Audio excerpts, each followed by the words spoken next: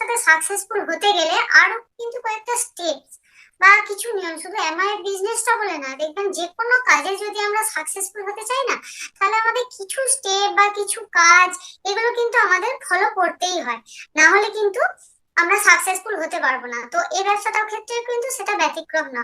প্রথম কি হয় বলুন তো, যে কোনো জিনিস যখন করতে যাবে, ফার্স্ট কাজ হচ্ছে শেখা। তো এই লার্নিং প্রসেসটার মধ্যে কি কি কাজগুলো আমাদের আছে, লার্নিং প্রসেসের মধ্যে এই বিজনেসের প্রথম যেটা করতে হয় সেটা হচ্ছে লিসেনিং সিডি। কারণ এখন দেখবেন গুরুকুল আছে, যেটা অনলাইনে আমার সাইটে থেকে গেলে পাবেন। সেই গুরুকুলে কিন্তু এভরি ডে সাকসেসফুল লিডাররা তাদের বিজনেস ওভারভিউ বলুন, তাদের লাইফ স্টোরি বলুন, তাদের কাছ থেকে বিভিন্ন ধরনের টিচিংস আমরা কিন্তু পেতে পারবো। যারা সত্যিই চায় যে এই বিজনেসটা নিয়ে আমরা সাকসেসফুল হতে, তারা কিন্তু ওই গুরুকুল থেকে নিজেদেরকে কিন্তু আমরা লার্নিং মোডে নিয়ে আসবো, নিজেরাও শিখবো। কারণ যাতে পরবর্তীকালে নিজে শিখে বিজনেসটা বাড়িয়ে কাউকে আমি শেখাতে পারি। তো সেকেন্ড যে স্টেপটা, সেটা হচ্ছে আপনার রিডিং বুক। একটা জিনিস দেখুন, আমরা হয়তো অনেকেই হয়তো গল্পের বই পড়তে ভালোবাসেন, ভূতের গল্প এই সেই অনেক কিছু, বাট ওই গল্পের বই পড়ে কি আজ পর্যন্ত আমাদের কোনো উপকার হয়েছে? হয়নি না। কিন্তু আমি সত্যি কোনোদিনও বই পড়তে ভালোবাসি না, অনেস্টলি আপনাদের বলে দিলাম। আমার বিজনেসের আগে আমি কোনোদিন এত এত বই পেয়েছি, স্কুলে পড়াকালীন প্রাইজ পেতাম, কিন্তু কোনোদিন জীবন ভর একটা বইও আমি খুলে দেখি না। আমি বই পড়তেই পছন্দ করতাম না, গল্পের বই ভূতের বই এসব পছন্দ হতো না। বাট আমার বিজনেসে আসার পর আমি ফার্স্ট যে বইটা মন দিয়ে প্রথম শুরু করে পড়তে, সেটা হচ্ছে সিক্রেট। তো এইরকম কিছু পজিটিভ মেন্টাল অ্যাটিটিউডের বই, যেমন secret, power of your subconscious mind, জয় আপনারই, তারপরে হচ্ছে আপনার রিচ ড্যাড পুয়ার ড্যাড, আপনার ভবিষ্যৎ গড়ে তোলার উপায়, এরকম কিছু পজিটিভ মেন্টাল অ্যাটিটিউডের বই আছে, যেগুলো পড়ে কিন্তু আমরা, ওনারা যেটা বলছেন, ওনারা যেটা পড়ে আজকে এই জায়গায় এসেছেন, আমরাও কিন্তু ওনাদের পথ প্রদর্শন করে নিজেদেরকে একটা সাকসেসফুল হওয়ার জায়গায় নিয়ে যেতে পারি, তাই না? যার যেরকম ড্রিম আছে, একটা এন্টারপ্রেনিউর হওয়ার জায়গায় নিয়ে যেতে পারি, এই বইগুলোই পড়তে হবে, কারণ এগুলো আমাদের সেই পথটা দেখাচ্ছে। নেক্সট যেটা লার্নিং মুডের মধ্যে পড়ে, সেটা হচ্ছে আপনার অ্যাটেন্ড অল ফাংশন। অনেকে হয়তো এখন জুম হওয়ার পর জুমে মিটিং অ্যাটেন্ড করা খুব পছন্দ করছেন, কারণ জুমে মিটিং অ্যাটেন্ড করার সময় তো একটানা বসে কেউ শুনছি কি শুনছি না কেউ দেখতে পারে না। আমার তো ভিডিও অডিও অফ থাকে, কারণ আমি জুমটা চালিয়ে দিয়ে রান্নাও করতে পারি, জুমটা চালিয়ে দিয়ে বাজারও ঘুরতে যেতে পারি, আবার জুম চালিয়ে দিয়ে টিউশন পড়াতেও পারি। তো এইগুলো নিজের নিজের চিন্তা ভাবনার উপর ডিপেন্ড করছে। বাট আমার এখন যেটুকু মনে হয় যে জুমে মিটিং অ্যাটেন্ড তো অবশ্যই করবো, সব মিটিং অ্যাটেন্ড করবো, বাট যেগুলো ফিজিক্যাল মিটিং হচ্ছে মাস্ট, সেগুলো অ্যাটেন্ড করা দরকার। কারণ ফিজিক্যাল মিটিং এ আপনার অ্যাটেনশনটা কোনো দিকে সরে না, একদম আপনি পুরো স্পিকারের উপর ফোকাস থাকেন, তার কথাগুলো মন দিয়ে শোনেন, কারণ আপনার পালানোর পথ নেই। তো সেই কারণে যার যেখানে যা পঞ্চতত্ত্বার আন্ডারে মিটিং হচ্ছে, প্রত্যেকটা মিটিং আমরা অ্যাটেন্ড করব। এইভাবে কিন্তু আমরা নিজেদেরকে সুন্দরভাবে একটা লার্নিং প্রসেসের মধ্যে নিয়ে যেতে পারবো। এবার আপনি শিখলাম, শেখার পরে আমার নেক্সট কাজ কি? Attitude development. আমার অ্যাটিটিউডটা ডেভেলপ করতে হবে। যদি আমার অ্যাটিটিউড ঠিক না থাকে না, তাহলে কিন্তু আমি কনফিডেন্স পাবো না। দেখবেন অ্যাটিটিউডই সব, আপনি অ্যাটিটিউডেই মেরে দিচ্ছেন অনেক কিছু। কনফিডেন্স এসে যাবে আপনার মধ্যে, কনফিডেন্স এসে গেলে আপনি যার সাথে কথা বলবেন, যে প্রোডাক্ট নিয়ে বলুন, বিজনেস নিয়ে বলুন, সে আপনার কনফিডেন্স দেখে আপনার সাথে আসবে। আপনার বিজনেসটাকে সে পরে বুঝবে, বাট আপনাকে দেখবে সে আপনার কনফিডেন্স। এই কনফিডেন্স কিন্তু কিভাবে আসবে? ফার্স্ট হচ্ছে বিজনেসটা আসার পর আপনাকে অ্যাকাউন্টেবল হতে হবে। অ্যাকাউন্টেবল মানে আপনাকে কথা দিয়ে কথা রাখতে হবে। মানে আপনি ধরুন কাউকে বলেছেন আজকে প্রোগ্রামে যাব, হয়তো নতুনদের ক্ষেত্রে এটা বেশি হয়, পুরোনোদের ক্ষেত্রেও হয়। দেখা যাবে যে অন্য কেউ বলেছে আপনাকে মিটিং এ আসবো, কিন্তু এলো না। বাট ঠিক আছে, না আসার কারণ থাকতে পারে, বাট এইটুকু কি তাকে একটু জানানো, ঠিক আছে?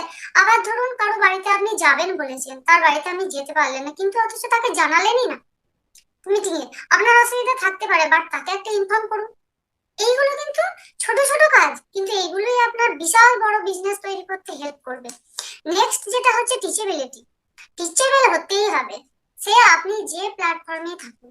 টিচেবল যে নয়, সে যত বড় জ্ঞানী হোক যাই হোক, সে কিন্তু বেশি দূর পর্যন্ত এগোনো খুব মুশকিল, কারণ অল টাইম আমাদেরকে শিখতে হচ্ছে। একটা একটা জিনিস বলি, এখন যে ফোনের ফিচার সম্বন্ধে আমি অতটা জানি না, হয়তো একটা 5 বছরের বাচ্চা এর থেকে অনেক বেশি জানে, 10 বছরের বাচ্চা এর থেকে অনেক বেশি জানে। আমাকে শিখতে গেলে কিন্তু এই বাচ্চার কাছেই শিখতে হবে। তখন যদি আমি ভাবি যে ও বাবা ও ছোট, ওর কাছে আমি শিখবো না, সেটা হলে হবে না। আর আপনাকে যে বিজনেসে এনেছে, সে ছোট হোক বা বড় হোক, সাবমিসিভ ওয়েতে তার কাছে বসে শিখুন, যা বলছে শুনুন, কারণ আপনার থেকে একদিন হলেও সে আগে এসেছে। বাট কি, যে মানে গ্রোয়িং, তার কাছ থেকে শিখুন, এটুকুই। আর তারপরে যে জিনিসটা হচ্ছে চেঞ্জেবিলিটি, চেঞ্জ, চেঞ্জ যদি কেউ না করতে রাজি থাকে নিজেকে, তাহলে কিন্তু যুগের সাথে তাল মিলিয়ে চলা কোনো মতেই পসিবল হবে না। শুধু এই ব্যবসা ক্ষেত্রে বলে নয়, জীবনের প্রতিটা পদে পদে কিন্তু মানুষ সার্ভাইভ করতে পারবে না। আজকে আরশোলা ডাইনোসরের গল্পটা প্রত্যেকেই জানে, কারণ চেঞ্জ করতে পারলে তবেই টিকে থাকবে এই পৃথিবীতে। এই বিজনেসটার ক্ষেত্রেও কিন্তু আমাদের চেঞ্জ করতে লাগবে। তো আমরা লার্নিং প্রসেস শিখে গেলাম, অ্যাটিটিউড ডেভেলপ হলো, তারপরে আমাদের মধ্যে কনফিডেন্স এলো, সব হয়ে গেছে। কিন্তু লাস্ট কি বাকি আছে বলুন তো? Action part. এই অ্যাকশন যদি না করি, সব শিখে বসে থাকি, তাহলে কিন্তু আমাদের কিছুই কাজের কাজ হবে না। প্রত্যেকটা পার্টই একটা দারুণ ভাবে মানে রোল প্লে করে। তো এই অ্যাকশন পার্টের প্রথম যেটা বলবো, 100% প্রোডাক্টিভিটি। নতুনদের ক্ষেত্রে কথাটা কেমন একটা অন্যরকম লাগবে, আরে বাবা 180টা প্রোডাক্ট কি তাহলে কিনেই প্রথম দিনে ইউজ করতে হবে? না, 100% প্রোডাক্ট ইউজ মানে হচ্ছে আপনার বাড়িতে যে সমস্ত প্রোডাক্ট গুলো সকাল থেকে সন্ধ্যে পর্যন্ত ইউজ করা হয়, মানে সকালে শুরু হয় পেস্ট দিয়ে, রাত্রেবেলাও শেষ হয় পেস্ট দিয়ে।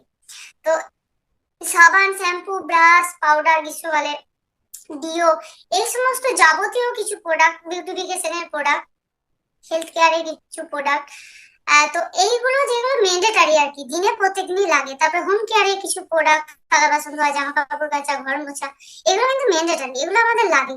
তো এই কিছু প্রোডাক্ট দেখবেন বিশাল টাকা পড়ে না, যদি আপনি আপনি যার সাথে বিজনেসটা শুরু করেছেন তার সাথে বসে ম্যানেজ করেন না, দেখবেন এই কটা প্রোডাক্ট কিন্তু খুব কম পড়ে। আমি এখন হিসাবে যাচ্ছি না।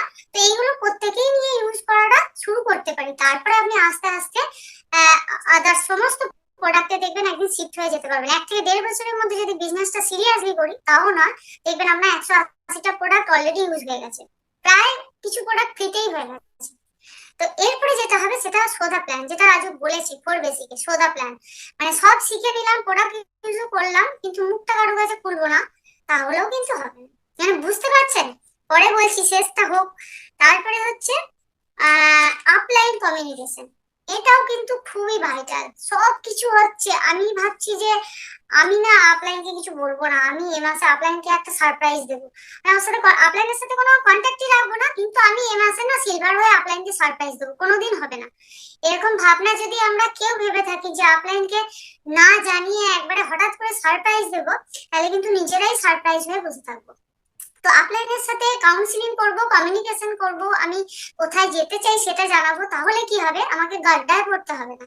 কারণ দেখা যাবে যে কাদার উপর দিয়ে পায়ের পাঁচ আছে যেইগুলোতে, সেইগুলো ধরে ধরে যদি আমরা হেঁটে চলি, খুব সহজেই কাঁচার না খেয়ে পৌঁছাবো।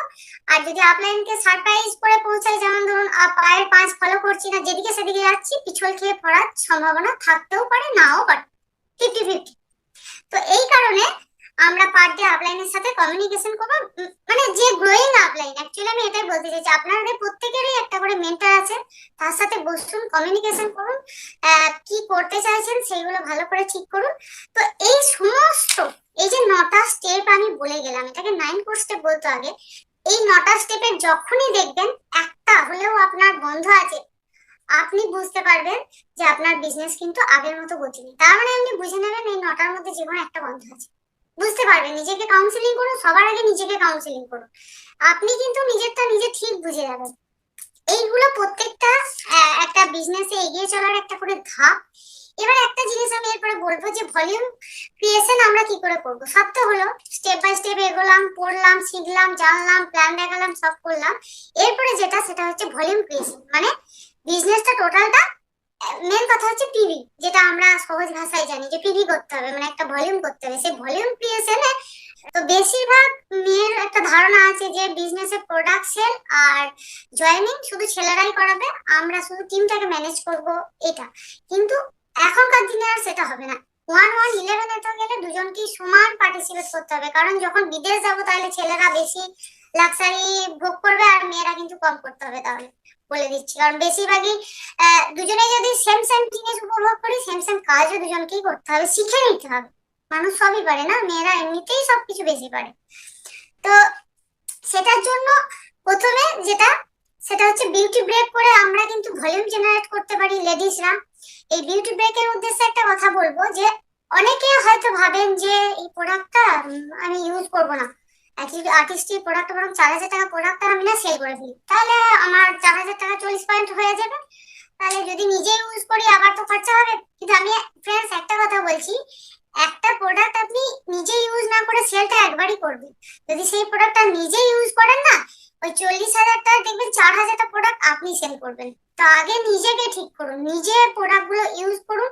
নিজের প্রোডাক্ট ইউজ করলে না সেলফ ইমেজটা একটা বাড়ে, কারণ যখন আপনার স্কিন দেখবে, আপনাকে দেখবে, সে আপনাকে বলার আগে সে আপনাকে জিজ্ঞাসা করবে তুমি কি ইউজ করছো, তোমার স্কিনটা বেশ সুন্দর, তুমি তো দিন দিন বাচ্চা হয়ে যাচ্ছ। এই কথাগুলো কিন্তু শুনবেন, শুনতে তো ভালো লাগে না, তাই নিজে ইউজ করব। আর নিজের চেহারার দিকে খেয়াল রাখবো, যেমন নিজের চেহারা যদি ঠিক না থাকে, আমি লোককে বলতে যাচ্ছি আমার ইয়া বড় ভুঁড়ি, তাকে বলছি তুমি ওয়েট ম্যানেজমেন্ট করো, কি করে সে আমাকে রিলেট করবে?